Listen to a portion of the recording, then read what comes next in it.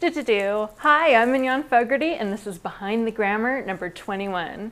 Word on the street is that if you want to stay relevant, you have to do video. So here we are. God knows I want to stay relevant. So Behind the Grammar is where I test new things, and I'm testing video. So I'm a little nervous. Usually I'm more scripted, but thanks for being here with me today for this test. Happy Banned Book Week! Every year, the American Library Association highlights banned books. They print a list of the top 10 most challenged books of the year to highlight censorship and how it's a problem in schools and libraries. This year, the Twilight series was on the list. Not one book, the whole series was on the list. And the reasons were, quote, it was sexually explicit, religious viewpoint, and unsuited for the age group. According to Gallicat, another frequently challenged young adult book was Carolyn Macker's The Earth, My Butt, and Other Big Round Things, which I haven't read the book, but I thought that title was hilarious. The Earth, My Butt, and Other Big Round Things. Apparently that book has offensive language, is sexually explicit, and unsuited to the age group.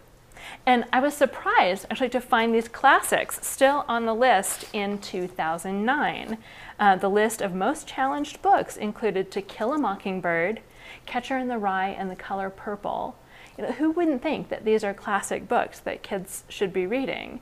And Mur Lafferty of the I Should Be Writing podcast had a great post on her blog about Banned Book Week, and I'll put a link to that in the show notes. But on Twitter, she raised an interesting idea. If you care about banned books, one thing you can do is volunteer for your school's PTA so that when the censors show up, you can defend books and freedom to read. What's next? BlackBerry came out with their own tablet pad e-reader this week called the Playbook. That was exciting news, and it's quite a bit smaller than the iPad, and Amazon already announced that they're making a Kindle reader, you know, the Kindle software, so that you can read Kindle books on the new BlackBerry Playbook, and people are excited about that. Amazon also launched Kindle for the Web this week, which people are really excited about. It lets you read a book sample in a browser, and it's embeddable like a YouTube video. So you can embed a sample of someone's book, say the first chapter, on your website, and people can read it right there on your website. It's sort of a new thing for books. It's also interfaces with the Amazon Associates program. So if you earn commissions or referral fees, whatever they call them, on book sales, now if people click on that buy the book link from the embedded chapter or sample on your webpage, you'll get your commission from that. So I'm seeing a lot of comments on Twitter speculating that Amazon launched Kindle for the Web as a preemptive strike against Google Editions. Google Editions is a program that Google has talked about where they'll sell ebooks that can be read on any device with internet access, just like Kindle for the Web. Reported to allow any website to display and sell ebooks. So it sounds very competitive. Google Editions was supposed to launch in late summer, but they missed that date. And there was an article on CNET confirming that they missed that date, and the Google website still lists Google Editions as an upcoming program, although they do have a page about how to get started with Google Editions. So I'll also link to that in the Behind the Grammar show notes at behindthegrammar.com. So in the CNET story about 6 days ago, a Forrester analyst said that she didn't feel as if Google was there was no rush for them to launch Google Editions. And I wonder if she's feeling differently now that Kindle for the Web has launched. It sounds very, very competitive. You might remember that I talked about the Espresso Book Machine, the print-on-demand book product, how that was getting more traction. Talked about that a couple weeks ago. Well, Xerox has worked with On Demand Books, the company that makes the Espresso Book Machine, the Espresso Book Machine, and they're now expanding their relationship. So Xerox is going to sell, lease, and service the Espresso Book Machine. The machine is connected to a huge database of books, and bookstores can then print a book on demand in their bookstore when they have the machine from that database. So the Xerox press release says that in addition to providing sales support, the company will also familiarize owners with the technical aspects of the solution and provide marketing guidance to help them, quote, secure new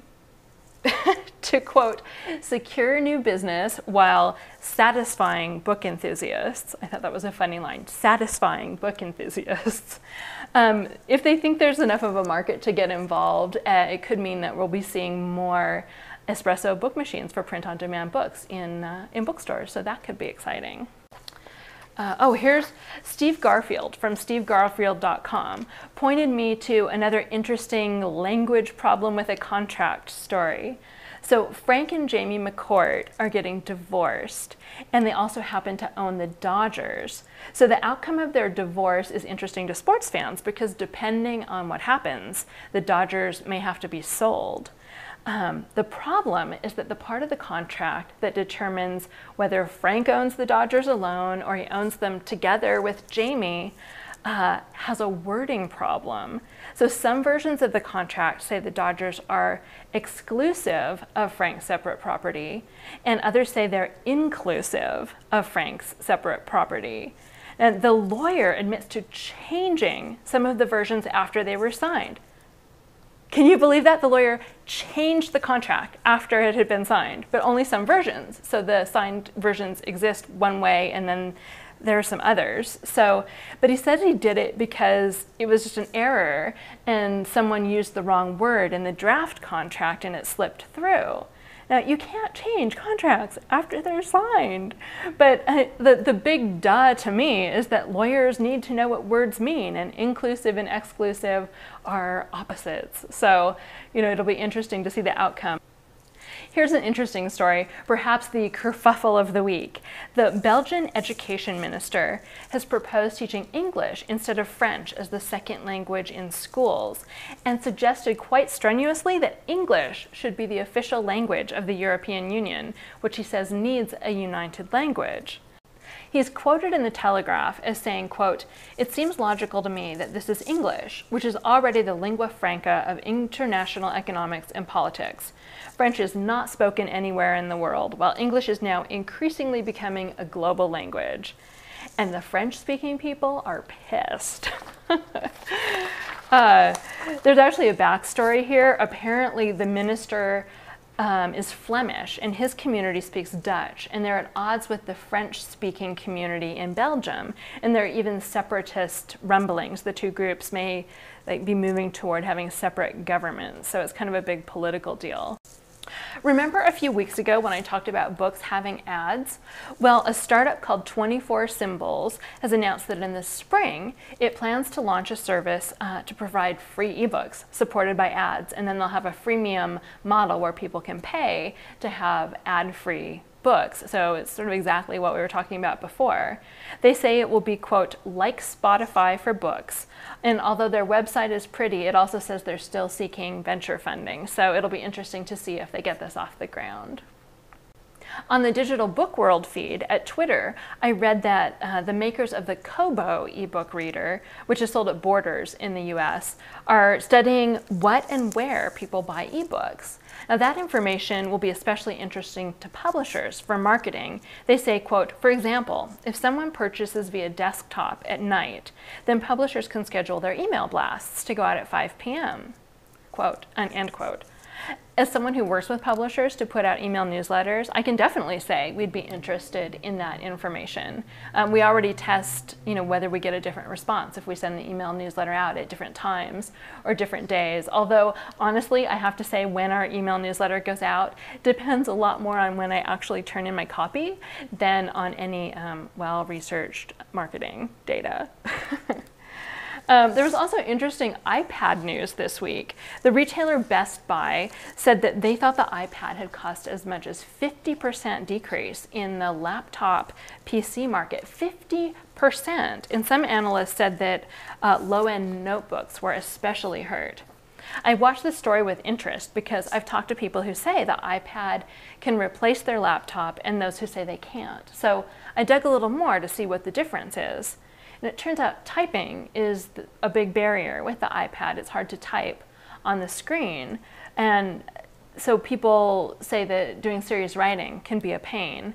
But Penn Jillette says that he writes on it all the time, and the difference is that he has the detachable, the keyboard you get that you plug into the iPad so you can type as if it were a regular computer. And he said he writes on it all the time and doesn't use his laptop anymore at all. But another person who actually works at Apple, so he or she will remain nameless, told me that although he or she writes documents on the iPad and makes spreadsheets, he or she doesn't believe that it will replace the laptop because you can't use it to play World of Warcraft. So there you go. If you play World of Warcraft, the iPad will not replace your computer. So it seems like it definitely comes down to how you use your laptop. But if the Best Buy numbers are any indication, then a whole lot of people are finding that an iPad can replace their laptop. Oh, I've been trying to read more books. I have this stack of books I'm supposed to review that people send me. If you follow my blog, I've been doing this thing called the First 5 Pages, book reviews. Well, I have been reading this book called Flannery, A Life of Flannery O'Connor. It was probably sent to me 6 months ago. It's on my stack, but Flannery O'Connor was one of my favorite authors in college. So I've been enjoying this book. I made it all the way to page 61 so far, so much more than the first 5 pages. And some of the things I liked about it, there were some interesting anecdotes. For example, I learned that Savannah, where Flannery O'Connor grew up, was laid out like a Roman military camp. The city planners laid it out like a Roman military camp. I learned that Flannery O'Connor was a poor speller her whole life. It started in grade school, but her whole life she was a poor speller, and she didn't really care. She wasn't an advocate of spelling reform. She just thought it wasn't important, which was kind of fascinating for an acclaimed author. And another really interesting thing was earlier in the podcast, I kept saying he or she because I didn't want to say the gender or the sex of the person. And in quotes from Flannery O'Connor from her time, it really stood out to me that they used he as the gender neutral pronoun. I'm going to see if I can find the page.